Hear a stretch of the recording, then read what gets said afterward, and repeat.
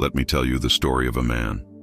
But before anything else, I ask you not to listen with your ears only, but with your heart. For this is not a common narrative. It is a testimony, and if you have eyes to see and ears to hear, you will find within its lines the key to complete transformation in your life. But before we begin this story, make sure to subscribe to the channel so you don't miss the next real-life stories we'll be sharing here, to show you that yes, you too can create the life of your dreams by applying these teachings. Now, back to the story. This man didn't come into the world as someone lucky. He wasn't born into privilege, had no inheritance, no visible advantage, and yet he did something many would call impossible. He won the lottery not once, not twice, but 8 times. 8 perfect manifestations of what he dared to assume is true. But understand this, he never saw himself as a gambler. He wasn't driven by blind hope or superstition. He was a man who, through direct experience, discovered the invisible laws that govern this universe. And from that moment, his life was guided by a quiet certainty. Anything assumed as real with unwavering faith must inevitably manifest in the external world. He would say, "I didn't win by chance, I won by law. I wasn't guided by luck, but by consciousness." His words weren't empty, they were seeds, and he knew how to cultivate them. The formula? Incredibly simple. Words, but not words spoken mechanically. They were sacred words, infused with emotion, saturated with conviction. He repeated, "It is done. I have won." That's all. But within those words was a vibrant, living energy. He didn't plead, he declared. He didn't wish, he assumed.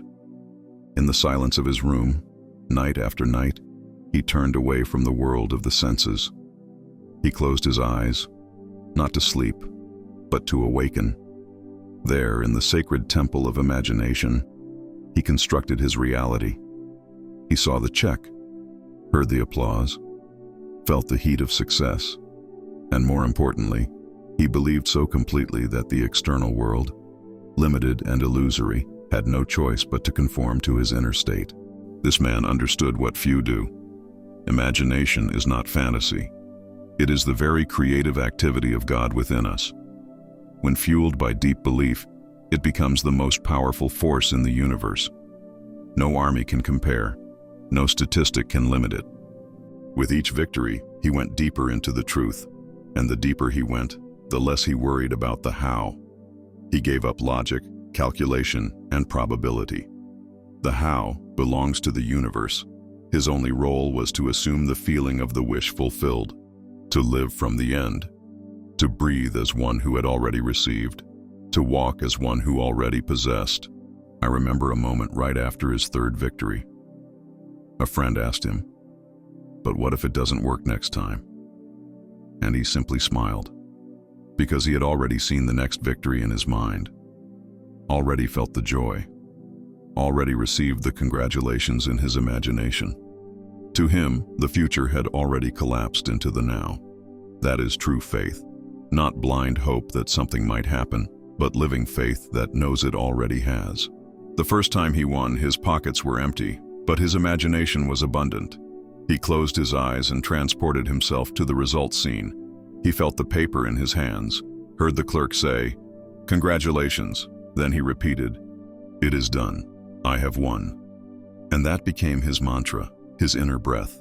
But the secret wasn't just in repeating, it was in how he repeated. He charged those words with emotion, with feeling. Their vibration became his new identity. He walked the streets whispering them, murmured them as he fell asleep. There was no room for doubt. No outside opinion could invade the sanctuary of his conviction. One night before the 5th win, he was tempted. The statistics said no one wins that many times. Reason screamed. The world mocked. For a moment, he almost gave in. But then, like a spiritual warrior, he returned to his inner stronghold. He repeated with even more strength, "It is done. I have won."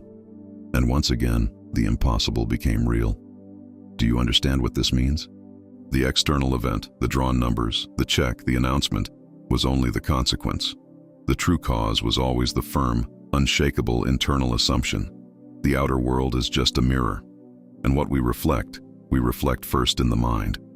When he won the 6th time, He wasn't even surprised. It felt natural, expected. It had already happened 1,000 times within him. He didn't need to see to believe. He believed, and therefore, he saw. Before the 7th win, he did something different. He sat in silence and asked himself, how would I feel if I had already won? He wasn't concerned with words, actions, or rituals. He simply immersed himself in the feeling, a mix of gratitude, peace, and certainty. That feeling, my friends, is the portal, the secret. It is God within you saying, yes, so it shall be. And so it was. Again. On the 8th win, he cried, but not because of the money. He cried because he understood. He understood it was never about the money. It was about him. He had become the creative power itself.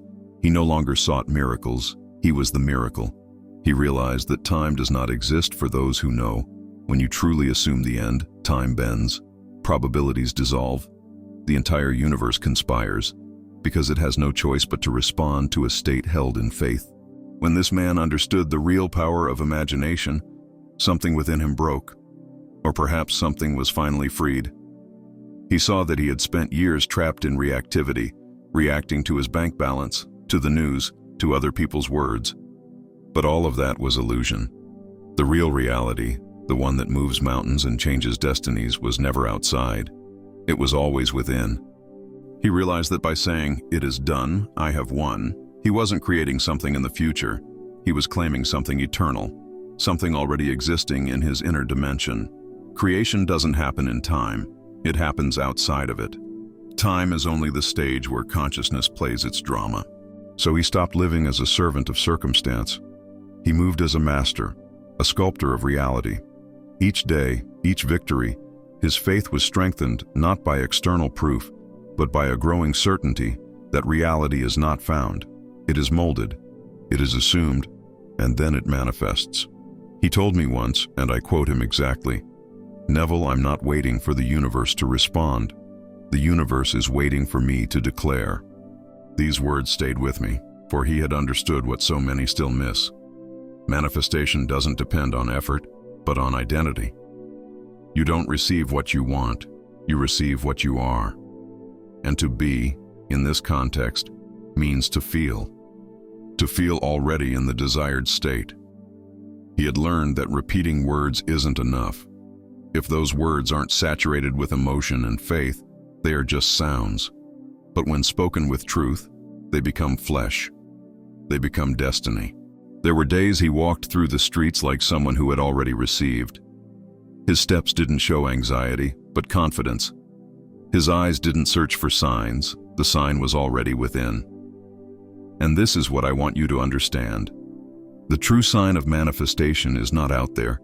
It is in the inner stillness, in the unshakable peace that says, "It is mine." Many times he was tempted to look outside, the bank balance still low, bills still due, friends still doubting. But he had learned to deny appearances, to ignore the senses, not because he despised them, but because he knew they only report the past, what had already been assumed before. He didn't live in denial, but in transcendence. And that is the great difference. He didn't pretend problems didn't exist. He simply refused to feed them with attention. Then, he began to live in a different inner atmosphere. The air in his mind changed. It was lighter, safer, more radiant. He had turned his consciousness into a garden, and there he watered the words, "It is done, I have won," as if they were sacred roses, and they bloomed. Understand this. He didn't feel special. He didn't believe he had something others lacked. On the contrary, he knew the law is impersonal. It favors no one. It responds to whoever aligns. And alignment is an act of courage, because it requires consistency. It requires surrender. It requires standing firm when everything around you screams the opposite. He used to say, "When the world says it's impossible, turn inward. When the senses scream lack, whisper abundance within." And so he lived, not as someone waiting for a miracle, but as someone who knew he was the miracle in motion. And that's what I want you to take from this story. The awareness that the world does not respond to what you wish. It reflects what you accept as true. In the quietest nights, he would lie down and feel the emotion of victory. He didn't just visualize the scene, he entered the vibration of fulfillment. He said, "It's not about seeing the check, it's about feeling what the check represents." That's the essence. Feeling is the bridge between the invisible and the visible. You may hear this story and think there's something mystical about it. And yes, there is. Because true mysticism is this: the art of becoming one with what you desire. There is no separation. When you continuously feel that you already are, the outer world simply responds. It echoes. It bends. That man, on his 8th win, didn't smile out of pride. He cried out of revelation. He cried because in that moment, he knew that everything he had ever sought had always been within him. The world merely confirmed it. He already was. So now I ask you, are you ready to live as one who already is? Ready to let go of waiting, doubting, and overanalyzing? Ready to declare with authority, "It is done. I have won." And hold that until the world reflects it? If so, then nothing can stop your manifestation. Because the law is immutable. And when applied with faith, with feeling, with persistence, it cannot fail. He didn't win 8 times by exception. He won because he understood the rule. And the rule is simple. Whatever you assume is true within, with conviction, must become inevitable without. But take note. It's not enough to say, "I have won" with your lips. Every cell in your body must say it. Your gaze must carry that certainty. Your thoughts must be soaked in that conclusion. And your breath must echo the vibration of fulfillment. His constant repetition of those words wasn't a magical technique. It was an act of alignment, a gesture of faith, a covenant with the unseen. He had made a pact with his imagination, and he never betrayed it. Even when nothing seemed to happen, even when days felt the same, even when time felt slow, he kept saying, "It is done. I have won." And that commitment, that loyalty to the inner vision, is what moved heaven and earth in his favor. That man was no different from you. He wasn't more special. He simply chose to assume, chose to believe, chose to persist. And that's why he won. And now I ask you again, will you do the same? Will you declare, "It is done, I have won"? And repeat it until your body believes, until your heart beats differently, until the world reflects that unshakable certainty. This is the law, simple, eternal, unfailing. It's not about effort. It's not about logic. It's about feeling, about assumption, about becoming, on the inside, what you want to see on the outside. And when you do, the world rearranges to confirm your faith. Reality is clay, imagination, the hand, words, the chisel, and belief, the fire that sets the shape. Everything begins within, so wait no more.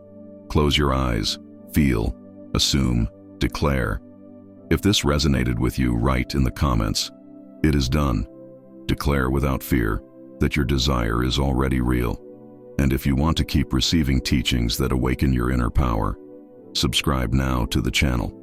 Here, you learn to create, not through effort, but through consciousness.